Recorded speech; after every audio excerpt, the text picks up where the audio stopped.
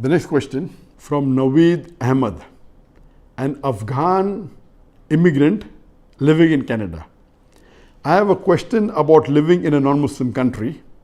I live in Brampton, Canada, where I can practice Islam in the best way. We have mosques nearby, and I have all the freedom in terms of clothing and practicing Islam. Do I still have to make hijrah to a Muslim country? My father, being a good follower of Islam, recommends me to take a decision to make hijrah to a Muslim country. I would appreciate to get a reply from you. A similar question is posed by Saad Khan, Mississauga, Canada. In your talks, you have emphasized not to migrate to non-Muslim countries like North America. As I was residing in the Middle East, I couldn't continue because no one is allowed to stay there because of citizenship.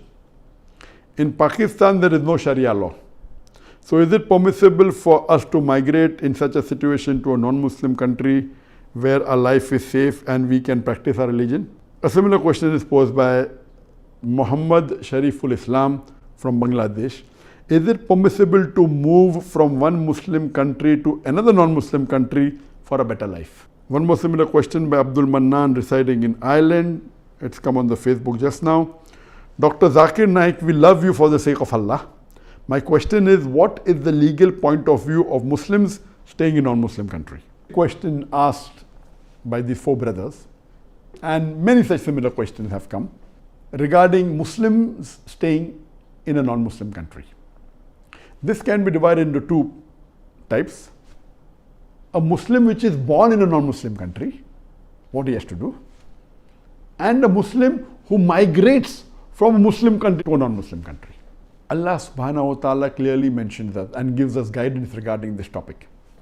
Allah says in Surah Nisa chapter number 4, verse number 97, when the angels of death come to take the soul of the person who has died in sin against his soul,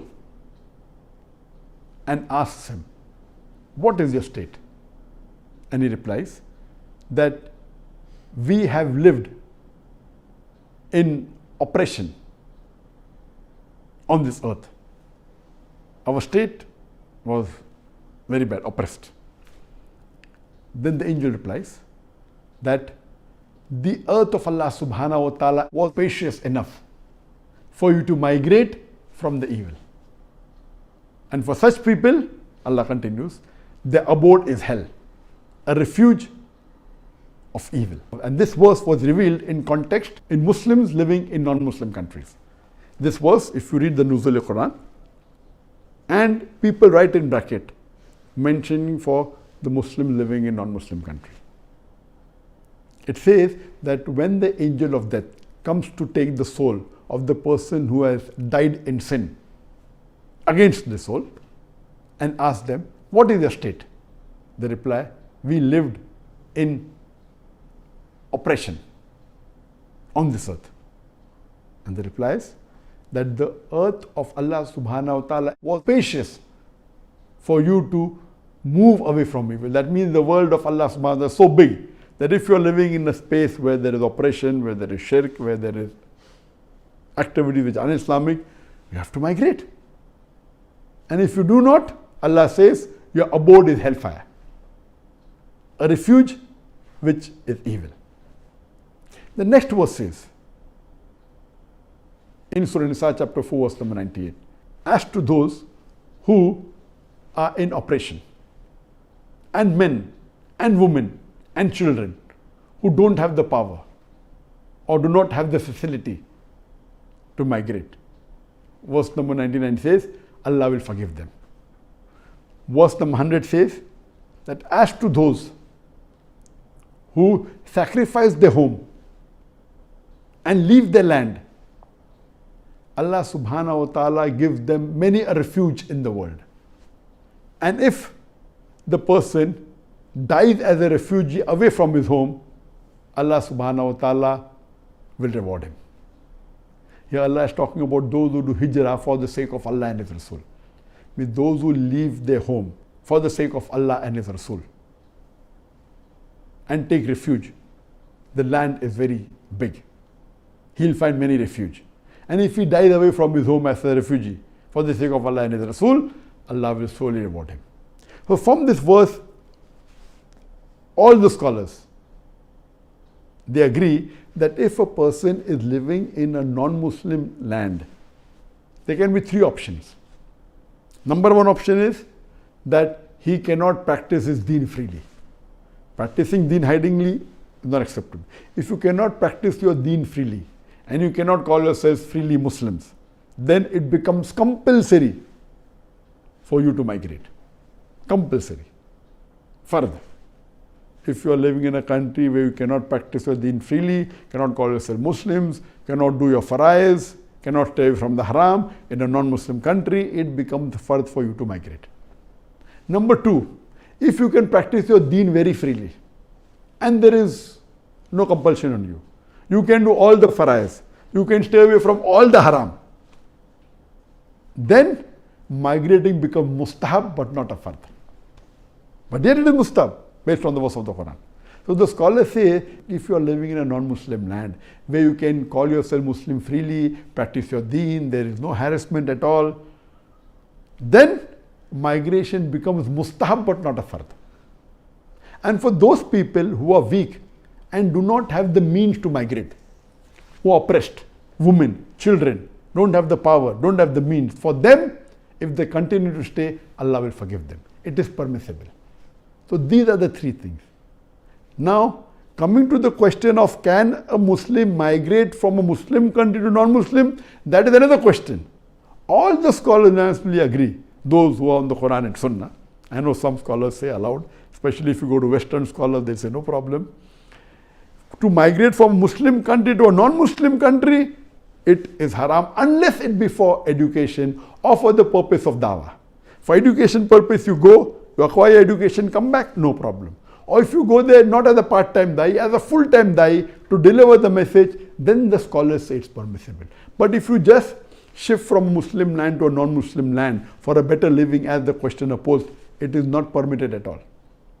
And I know there are millions of Muslims who have migrated from Muslim countries, from Pakistan, from Bangladesh, to Western countries, USA, Canada, European countries, only basically for a better living. They talk about education, so education you have to come back. The main purpose is for a better living because they can earn more money. This is totally prohibited. Migrating from a Muslim country to a non-Muslim country for a better living is prohibited. If you are born in a non-Muslim country, then the options are three. If you can not practice your deen freely, it becomes compulsory to migrate. If you can practice your deen freely, it is mustahab to migrate, not a fard. I know there are many Muslims born in non-Muslim countries. A large percentage of the Muslim ummah are living in non-Muslim countries. If they are born there and if they can practice their deen freely, according to me, nowadays there are very few countries in the world, non-Muslim countries in the world, where you can actually practice very freely. And that also, in those countries, it will not be total freely, but to a great extent. And I would agree that amongst the Western countries that are available, Canada would be better than the other Western countries. Canada is much better than USA, is much better than other Western countries in terms for a Muslim to live, because at present, you have a Prime Minister, that is Trudeau, who has more care for humanity and who really cares for giving equal rights to human beings, unlike the other Prime Minister of other Western countries like France or USA, etc. So amongst the Western countries, the best of the worst countries would be Canada. But coming to the question, what is the reason that Allah subhanahu wa ta'ala has requested you to migrate? What is the reason? And our beloved Prophet said, it's mentioned in the Sahih Hadith of Abu Dawud, volume number 3, Hadith number 2645. And this Hadith is mentioned Sahih by Albani. The Prophet said, I disown those Muslims who live amongst the mushrikeen. I disown those Muslims who live amongst the idolaters. It's a Sahih Hadith. The Prophet is disowning all the Muslims who live among the mushrikeen. The reason is two. Number one is a Muslim may not be able to practice Islam in totality. They may be, he can follow some aspects of deen. He cannot freely say he's a Muslim, he cannot freely offer salah, etc. And the second is the associated factors of that environment is such that it prevents you from doing the sunnah and the faraiz and takes you closer to the haram activities. Let me give you a better explanation. There are very few non-Muslim countries that really you can be proud to be Muslims. And in those countries also certain areas, not throughout the country. Secondly, one thing you have to understand that almost all the Western countries, the atmosphere is not very convenient for the Islamic lifestyle. Number one, in almost all the Western countries, there is obscenity. The obscenity is coming on your face. There is alcoholism, there is drug addiction, there is prostitution, and the big associated factor is riba. Most of the countries, most of the places you get involved in riba. It's difficult for you to stay away from riba. What you have to realize, some people may argue that, okay, there's obscenity even in Muslim countries. I agree with you, there are, but the levels differ. You go to a Muslim country, I don't know of any Muslim country in the world which is as close as American obscenity, as close as Canada as obscenity, not at all. Yes, there may be. It may be haram, but the level is less. And in certain non-Muslim countries, which are not the Western countries, the obscenity is less, depending upon the culture. What you have to realize that in the Western country, it is coming at your face, glaring. The moment you walk out, you see billboards of ladies which are scantily dressed, which are dressed with obscene clothes. Difficult. In a Muslim country, you may find, but not as much as what you find in the Western countries. So there is no comparison at all. So imagine when you walk, you have to lower your gaze. How can you live? I know there are many Muslims living in Western countries, and I've been to Western countries a lot. I've traveled a lot to America, I've traveled a lot to USA, to Canada, to Western countries. I've given my talk. And there are situations where some of the Muslims come and tell me, okay, when I came to the Western country, I became more Islamic. Possible? That is, yes, I agree with it, possible. But that's a small possibility. The chances of a person, a Muslim, going away from his deen is more in the Western countries than in the other parts of the world. More in a Western country than a Muslim country. So what you have to understand, that there are possibilities that a person may go from Pakistan to America and become more practicing, may start reading Quran, may start offering Salah, but the percentage is very small. For example, because of Salman Rushdie, he wrote the book, The Satanic Verses, there are thousands of non-Muslims accepted Islam. That does not mean what Salman Rushdie did is right. What Salman Rushdie did is to be condemned. That's the different question, that even though it is wrong, in that wrong thing, it has its own benefits. The majority of people that go to the Western country, they go away from the deen. According to the PEW report, and the PEW report, the Pew report is supposed to be authentic, done by non-Muslims, it says that in USA, 25% of the Muslims born in Muslim family, they leave their religion every year.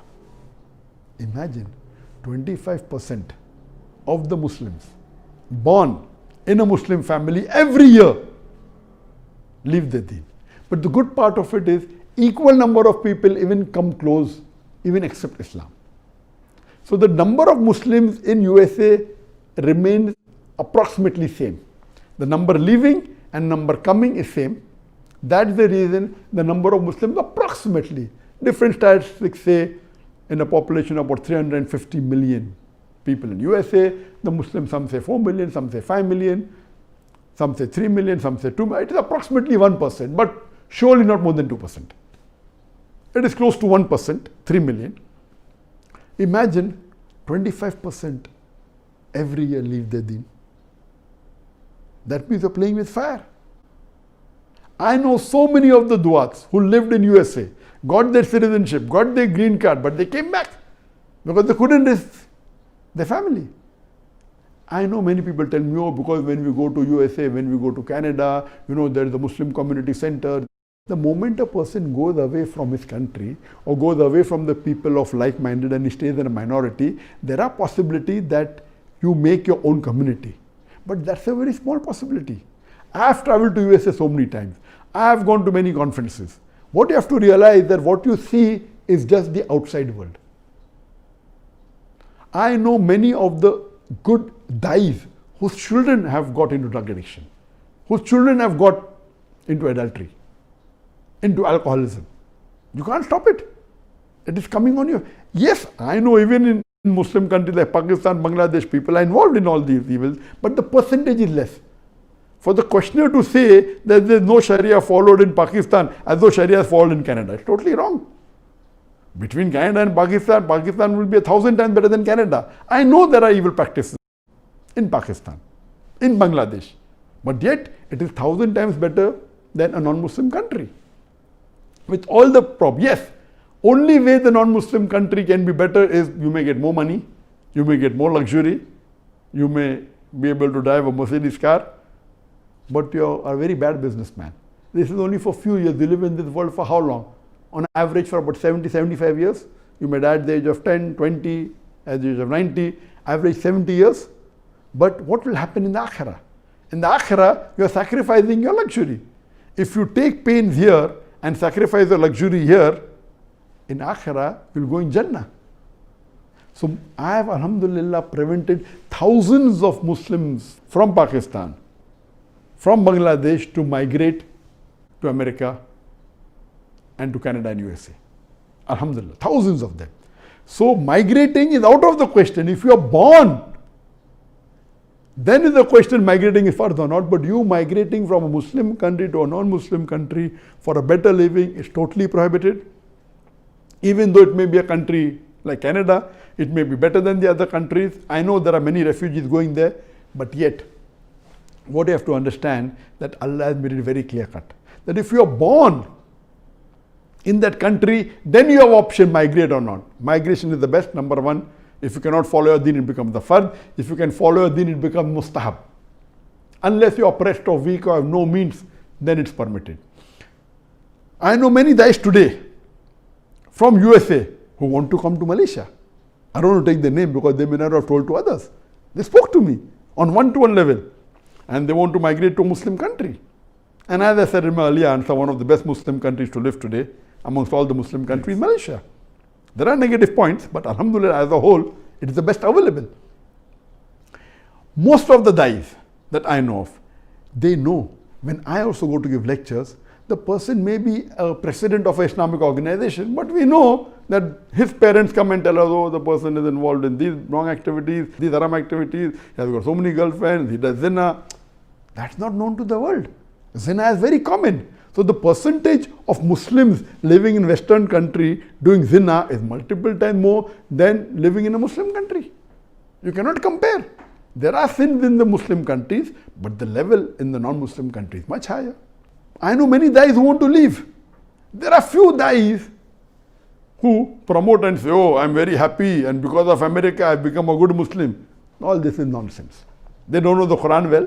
They talk about the Quran, but according to me, don't they know the verse of this Quran? And the context was Muslims living in non-Muslim land of Surah Nisa, chapter 4, verse number 97. Where Allah says, if you live among the mushrikeen, you will go to hell.